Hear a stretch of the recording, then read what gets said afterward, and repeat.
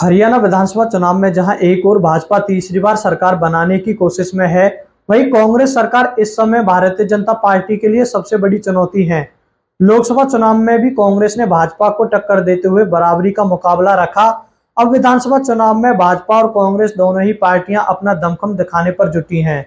साथियों, हरियाणा विधानसभा चुनाव से जुड़ी हर अपडेट जानने के लिए कृपया हमारे चैनल को सब्सक्राइब करें। हरियाणा में तीसरी बार सरकार बनाने को आतुर भाजपा के सामने इस बार चुनौतियां कम नहीं है।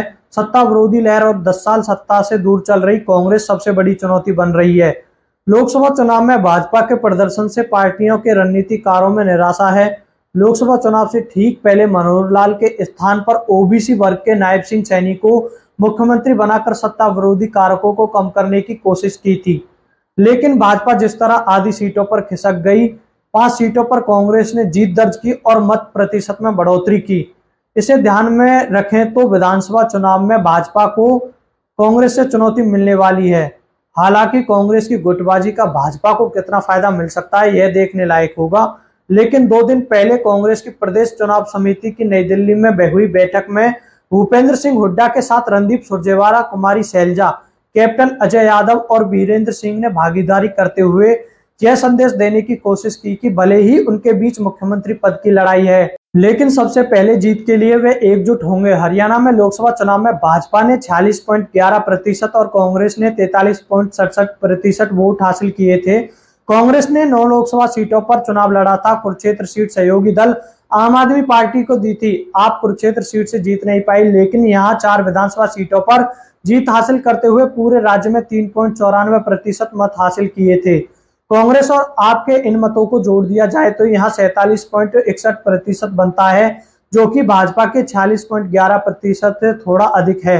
लोकसभा चुनाव में भाजपा ने 44 विधानसभा सीटों पर बढ़त बनाई थी, जबकि 5 ही लोकसभा सीटें जीतने वाली कांग्रेस को 42 सीटों पर बढ़त मिली थी। आप 4 विधानसभा सीटों को जोड़ लिया जाए तो INDIA के नाते कांग्रेस 46 सीटों पर बढ़त का दावा कर रही है। इस स्थिति में विधानसभा चुनाव के दौरान भाजपा की राह इतनी आसान नहीं है जितना उसके नेता दावा कर रहे हैं। भाजपा के लिए सबसे अधिक परेशानी का कारण सरकारी पोर्टल बन रहे हैं। करीब 150 सरकारी योजनाओं का लाभ पोर्टल के माध्यम से मिल रहा है, लेकिन विपक्षी पोर्टल की खामियां गिनाकर चुनावी मुद्दा बना रहे हैं।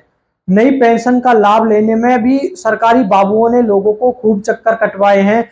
हालांकि सरकार ने विशेष शिविर लगा इन खामियों को ठीक कराया है और पात्रों तक लाभ पहुंचाया। बेरोजगारी, कानून व्यवस्था की स्थिति, नए उद्योगों की स्थापना में कमी तथा किसानों की फसलों की MSP पर खरीद की गारंटी के साथ महंगाई के मुद्दे को भी विपक्ष भुना सकता है। लेकिन सरकार ने नौकरियों का पिटारा खोल माहौल बदलने की कोशिश की है। साथियों, अब यह देखना यह है कि आने वाले विधानसभा चुनाव में किस पार्टी को जीत मिलती है। आपको क्या लगता है, कृपया कमेंट बॉक्स में अवश्य बताएं।